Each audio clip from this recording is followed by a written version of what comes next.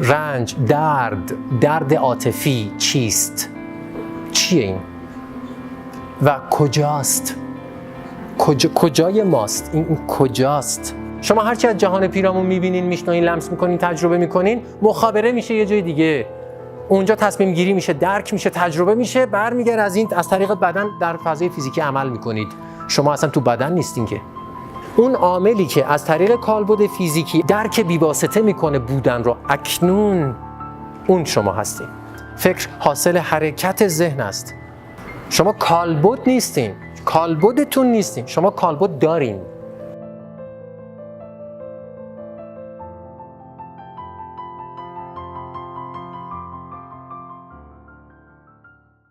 به رنج میپردازیم. رنج، درد عاطفی چیست؟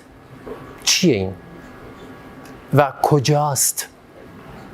کجای ماست؟ این کجاست؟ چجوری ذخیره میشه؟ چجوری ما رو همراهی میکنه یک عمر؟ چگونه نگاش کنیم؟ چگونه رهاش کنیم؟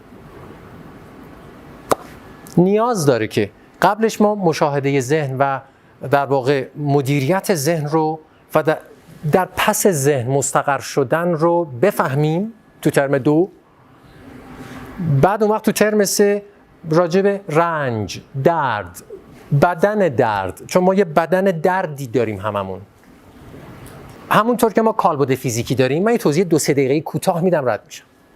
فیزیکال بادی، کالبد فیزیکی. ما یه منتال بادی داریم، کالبد ذهنی.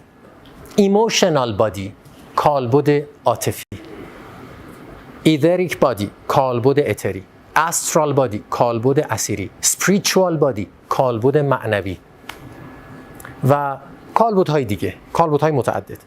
یک کالبدی هم داریم که بهش میگن پین بادی، کالبد درد. پین بادی، کالبد درد. هر یک از کالبدهای ما یک حوزه انرژی در حال ارتعاش هستند که شعور منحصر به فرد خود و مکانیزم‌های خودشونو دارن. چون میدونین که هر کالبدی یک کار میکنه. کالبدها عملکردشون با هم فرق داره. مثلا کالبد فیزیکی، فیزیکال بادی، کالبد فیزیکی کاربردهای متعددی داره، ولی اصلی ترین کارکرد کالبد فیزیکی 2 چیزه اصلی ترین. 1 survival، بقا. 2 reproduction، تولید مثل. اصلی ترین کاربردهای متعدد دیگری هم داره ها. اصلی ترین کاربردهای بدن فیزیکی 1 بقا، شما زنده بمونین، خودتون رو بتونید زنده نگه دارین، بدن رو بتونید زنده نگه دارین، در این جهان مادی بتونید زنده بمونید. باید نون بخورین، با غذا باید بخورین، ولی گشنگی تلف میشین. لباس باید بپوشین، سقفی باید بالا سرتون باشه، فردا برف بارونه، بیرون نمیتونین بمونین، آسیب پذیر هستیم. باید بتونین ارتباط با دیگران برقرار کنین، چون انسان اجتماعی زیست میکنه. به انسان میگن سوشال انیمال، حیوان اجتماعی. هیچ موجودی به اندازه انسان ارتباط اجتماعی این گونه نداره. باید بتونین این مهارت رو پیدا کنین که با دیگران ارتباط برقرار کنین. باید بتونین زنده باید نگه دارین خودتون رو، و باید بتونین برای بعد از مردنتون نسلتون رو تداوم ببخشین. برای این 2 تا کار بدن فیزیکی کار میکنه. ولی شما وقتی میخواین ژرف اندیشی کنین، از بدن فیزیکی استفاده نمیکنین. شما با مغزتون، خلاقیتتون با مغزتون انجام نمیشه. جلوتر میگم اینو. مغز مثل اینترفیسه. شما با آرنجتون فکر نمیکنین، شما با کبدتون فکر نمیکنین، با معدتون، با پانکراستون، با زانوتون فکر خلاقه نمیکنین. فکر خلاقه کار ذهنه. فکر حاصل فعالیت ذهن است. فکر حاصل حرکت ذهن است. فکر حاصل حرکت ذهن است.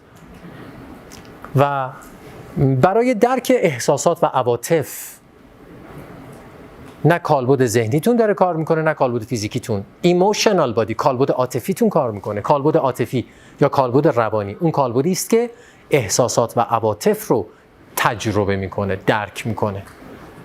متوجه هستین؟ هر کدوم از اون کالبدها یه کارایی میکنن، مجموعه اینها جمع میشه شما. ولی شما هیچ کدوم از کالبداتون نیستین. شما کالبد دارین.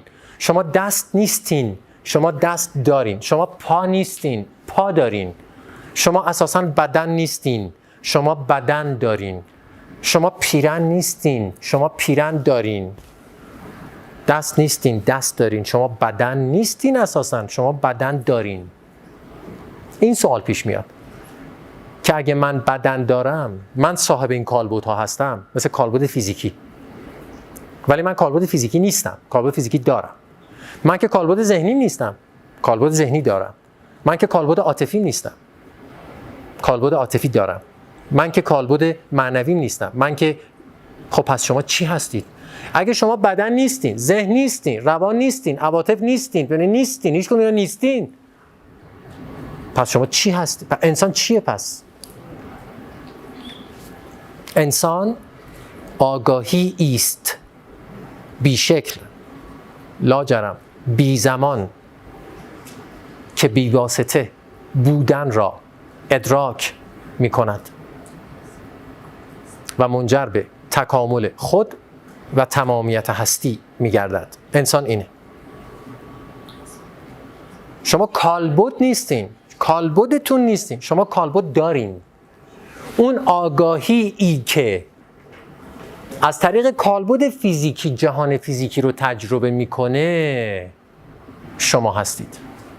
میشه لطفاً همین الان کمی دقت کنین به اون کسی که داره گوش میکنه؟ همین الان میشه دقت کنین به آن کسی که، یا اون بهتره بگم چیزی که داره نگاه میکنه. الان شما توی سمینار شرکت کردین، توی جلسه شرکت کردین، یکی داره یک موضوعی رو مطرح میکنه، شما دارین نگاه میکنین و دارین گوش میکنین. میدونید که از نظر علمی این چشم نیست که میبینه. چشم یه دیوایس آپتیکاله، چشم نمیبینه. چشم یه دیوایس آپتیکاله، یه دستگاه نوریه. نور فوتون میاد از اینجا میره تو و بعد میفته رو شبکیه و بعد کانورت میشه، تبدیل میشه به سیگنال های ویژنری. یک بخش از این سیگنال های عصبی میرن به ویژوال کورتکس در اکسیپیتال لوب مغز. این پشت بخش بینایی بصری ما، این تو اکسیپیتال لوب مغز دیگه، این پشت دیگه. و یه تعداد از این سیگنال ها وقتی ما میبینیم جهان پیرامون رو، یه تعداد از این سیگنال ها میرن به یک گره عصبی به نام preganglionic sympathetic neurons در اپیتالاموس. وقتی ما جهان رو نگاه میکنیم، چشم نمیبینه، چشم نور رو میگیره تبدیل به یه سیگنال میکنه میفرسته اونجا. با چشم ما نمیبینیم، این چشم نیست که میبینه. حتی این گوش نیست که میشنوه، گوش نمیشنوه. اینو از این جهت گفتم که شما الان اونجا نشستین، بدن شما نیست که میبینه یا میشنوه. بدن شما یه اینترفیسه، یک رابطه که دیتایی که با سیگنال های فیزیکال از جهان فیزیکال میاد، مثل ریسیور فیزیکال اینو میگیره، کانورت میکنه، میفرسته یه جایی که اونجا تو بدن نیست. امروز برای اینکه الکترو انسفالوگراف بگیرن، نوارهای مغزی بگیرن از آدم‌ها، کمتر از 1/10 هست. دستگاه‌هایی اومده بهش میگن، بهش EEG نمیگن، الکترو انسفالوگراف نمیگن دیگه. الان MEG هست، مگنیتو انسفالوگرافه. یه سری آنتنه، اصلا به مغز وصلش نمیکنه، اصلا فاصله داره. شما هرچی از جهان پیرامون میبینین، میشنوین، لمس میکنین، تجربه میکنین، مخابره میشه یه جای دیگه. اونجا تصمیم گیری میشه، درک میشه، تجربه میشه، برمیگره از طریق بدن در فضای فیزیکی عمل میکنید. شما اصلا تو بدن نیستین که. اینو من الان نمیتونم توضیح بدم. بعدن اینو الان راجبش نمیتونم حرف بزنم.